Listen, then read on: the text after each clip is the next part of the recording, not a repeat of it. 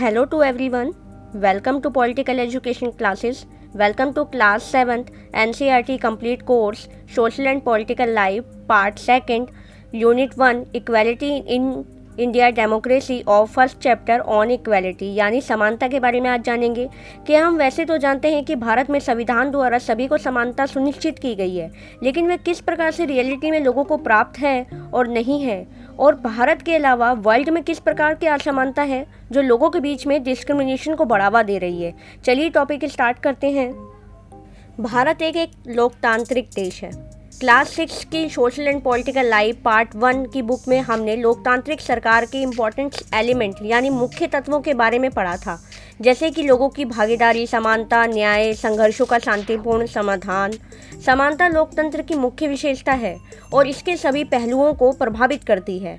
इस चैप्टर में हम समानता के बारे में और अधिक जानेंगे कि लोकतंत्र के लिए ये क्यों इम्पोर्टेंट है और भारत में सब समान है या नहीं है। इसको हम एक स्टोरी के थ्रू जानते हैं। इक्वल राइट्स टू वोट यानी मत अधिकार की समानता को हम एक स्टोरी के थ्रू समझते हैं, जो कि है कांता नाम की एक वुमेन की। कांता वोट देने के लिए लाइन में खड़ी होती है और उसके साथ लाइन में उसके मालिक अशोक जैन और पड़ोसी छोटे लाल भी लाइन में खड़े हैं। कांता एक झोपड़ी पट्टी में रहने वाली एक गरीब औरत है जिसका घर भी पीछे नाले के पास है। उसकी एक बेटी भी है जो बीमार है। वह अपने मालिक अशोक जैन के घर में साफ सफाई का काम करती है। वह चाहती है कि कम से कम उसको एक दिन की छुट्टी तो मिले ताकि वह अपनी बीमार बेटी की देखभाल कर पाए, लेकिन उसको छुट्टी नहीं मिल पाती है क्योंकि उसे अपने मालिक से अपनी बीमार बेटी के लिए डॉक्टर के पास जाने के लिए उसे कुछ पैसे उधार चाहिए। वह घरेलू काम करने वाली नौकरानी जब थक हार के घर जाती है और दिन भर की समाप्ति फिर भी लंबी लाइन में खड़े होकर वह अपनी बेटी के लिए गवर्नमेंट हॉस्पिटल के सामने लगी एक लाइन उस वोट देने की लाइन से कितनी डिफरेंट है वो वह समझती है।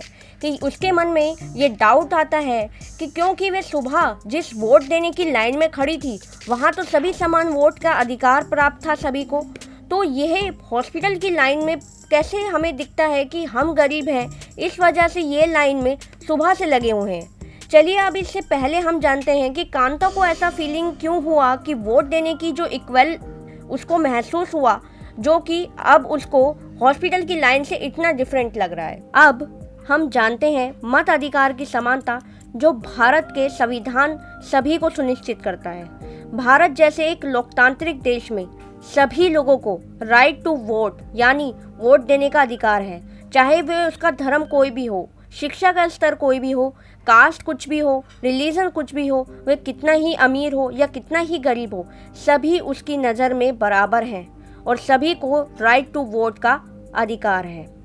यूनिवर्सल एडल्ट फ्रेंचाइजेस सार्वभौमिक वयस्क मताधिकार, जिसके बारे में हम क्लास 6 के social and political life part 1 के चैप्टर 4 में अच्छी तरह समझ चुके हैं, जिसका चैप्टर का नाम था डेमोक्रेटिक गवर्नमेंट ऑफ की एलिमेंट। हमने जाना था कि ये एलिमेंट सभी लोकतंत्र का इम्पोर्टेंट पहलू क्यों है।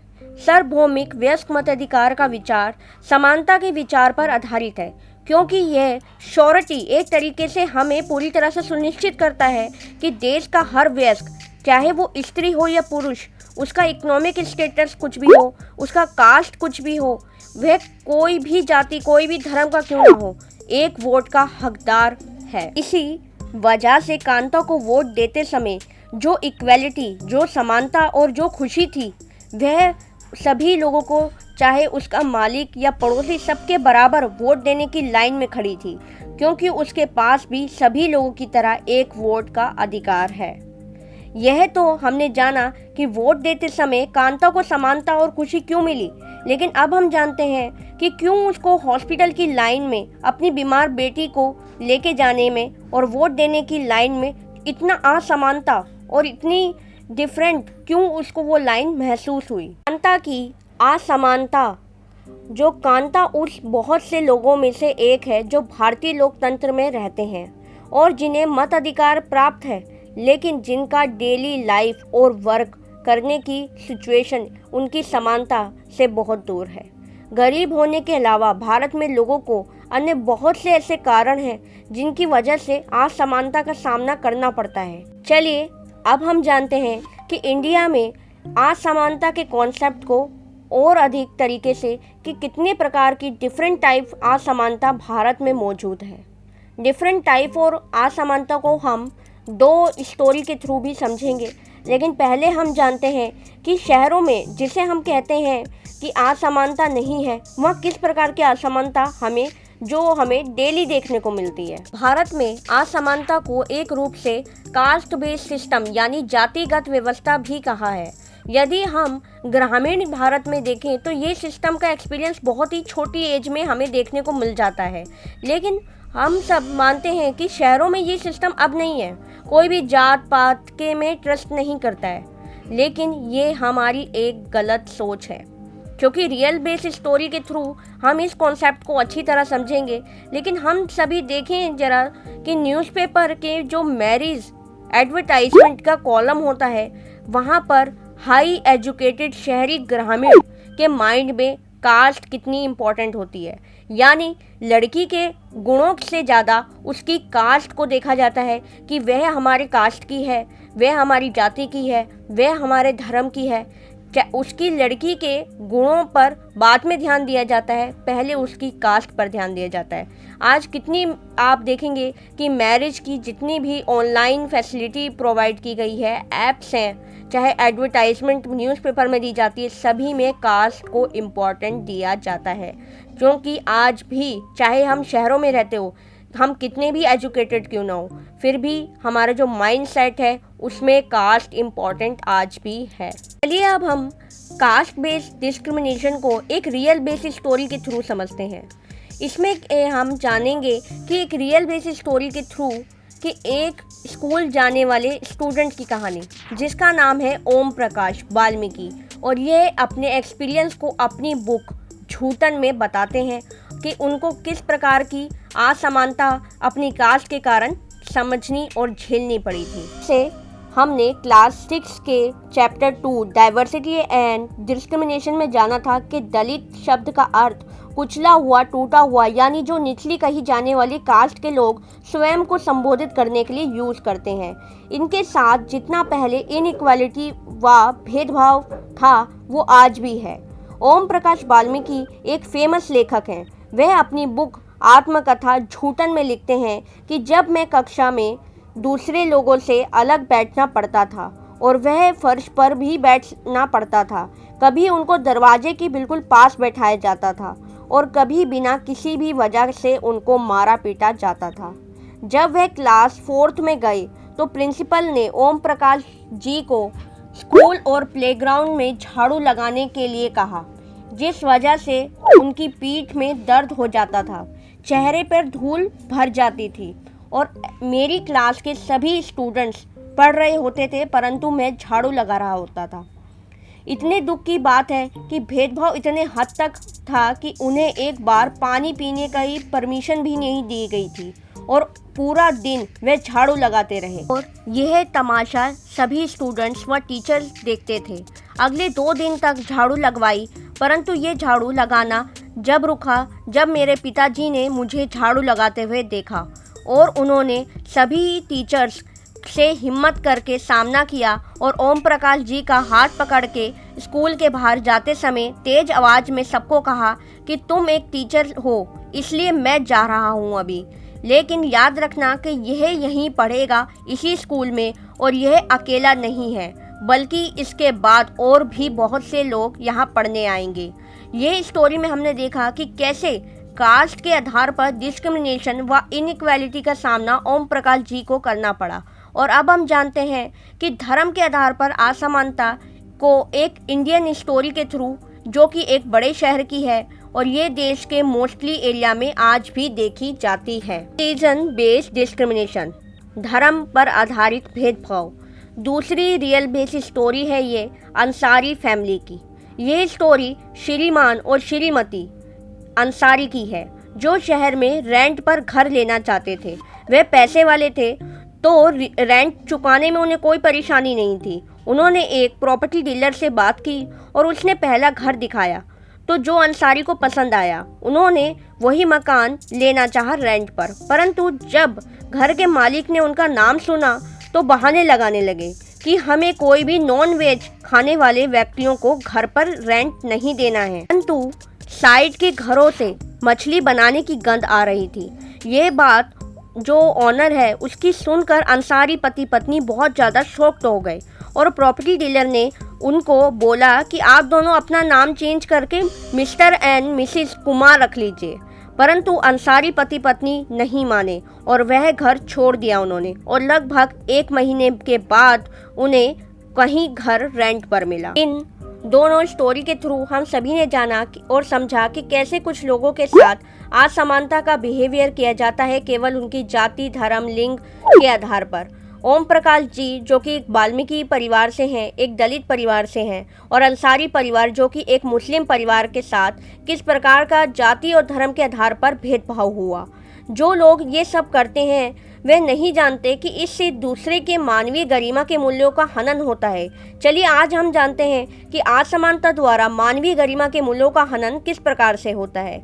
जब लोगों के साथ असमानता का बिहेवियर होता है तो उससे उसके सम्मान को ठेस लगती है। वैसे ही ओम प्रकाश वाल्मीकि और अंसारी परिवार के गरिमा को भी ठेस पहुंची। जैसे ओम प्रकाश जी के स्कूल में झाड़ू लगवाने का कारण उनका कास्ट था, जिसका विरोध उनके पिताजी ने किया क्योंकि वह अपने बच्चे और अपने आत्मसम्मान को ठेस लगी थी। वैसे ही अंसारी फैमिली को फील हुआ जब धर्म वह उनका मुस्लिम था, इस वजह से उनको घर नहीं में रखा जा रहा था और उनको नाम चेंज करने के लिए भी फोर्स किया जा रहा था। ये बिहेवियर इन दोनों के साथ व प्रत्येक व्यक्ति के साथ हम सभी को नहीं करना चाहिए और वह सभी उसी रिस्पेक्ट और इक्वालिटी के हकदार हैं जो हम सभी हैं। अब हम जानते हैं कि भारतीय लोकतंत्र में समानता का कॉन्सेप्ट क्या है। भारत का संविधान जब सभी व्यक्ति को इक्वल मानता है, इसका अर्थ है कि भारत का प्रत्येक व्यक्ति, चाहे वो मैन हो, वुमेन हो, किसी भी कास्ट का हो, रिलीजन का हो, एजुकेशन लेवल उसका कोई भी हो, इकोनॉमिक लेवल कुछ भी हो, फिर भी वह सभी के लिए समान है।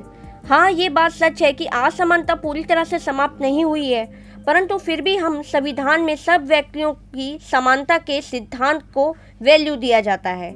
जहां पहले डिस्क्रिमिनेशन और मिसबिहेवियर अधिक होता था, उसको रोकने के लिए आज सभी लोगों के पास अनेक कानून हैं और जो प्रत्येक व्यक्ति के सम्मान और समानता को सुनिश्चित करने के लिए मौजूद है। समानता को स्थापित करने के लिए कॉन्स्टिट्यूशन में प्रावधान है।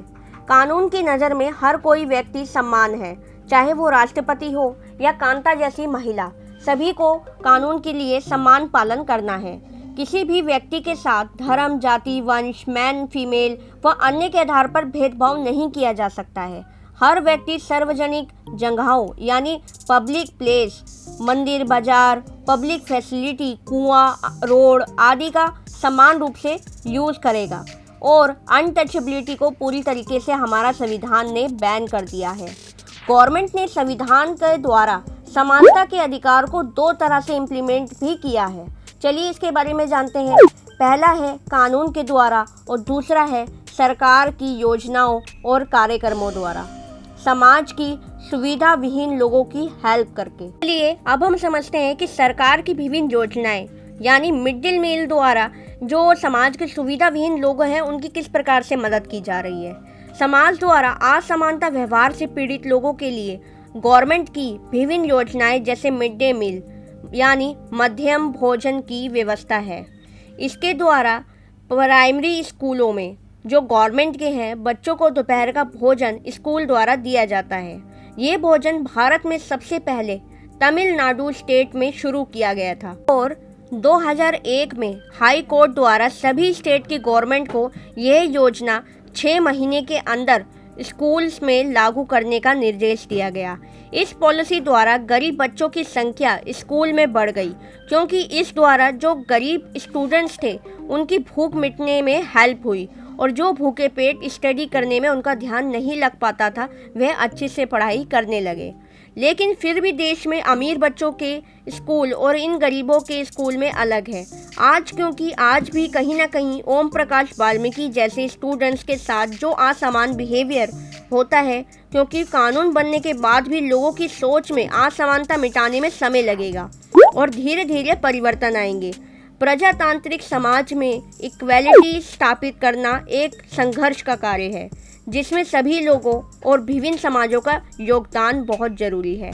एक्चुअली में हमें लगता है कि भारत एक लोकतांत्रिक देश है जिसमें असमानता का अस्तित्व है, परंतु यह सच नहीं है। वर्ल्ड के मोस्टली डेमोक्रेटिक कंट्रियां यह असमानता को फेस कर रही हैं। चलिए आगे हम जानते हैं कि अनदर कंट्री में किस प्रकार की असमानता है लोकतांत्रिक देश होने के बावजूद। अनदर डेमोक्रेटिक कंट्रीज यानी यूएस संयुक्त राष्ट्र अमेरिका में असमानता का कॉन्सेप्ट को हम 1950 के अंतिम दशक अफ्रीकन अमेरिकन असमानता मूवमेंट, जो कि नस्ल भेद आंदोलन और सिविल राइट मूवमेंट भी कहा जाता है, उसके थ्रू हम जानेंगे कि संयुक्त राष्ट्र अमेरिका, जिसको वर्ल्ड की सुपर पावर कहा जाता है, वहाँ भी असमानता है।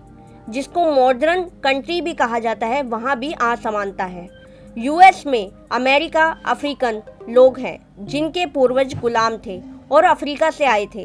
वे आज भी अपनी लाइफ को मेनली असमान बताते हैं, जबकि 1950 के दशक में अफ्रीकी अमेरिकनों को इक्वल राइट्स दिलाने के लिए मूवमेंट हुआ था, आंदोलन हुआ था, क्योंकि इससे पहले अफ्रीकी अमेरिकनों के साथ बहुत ज़्यादा ही असमानता बिहेवियर होता था।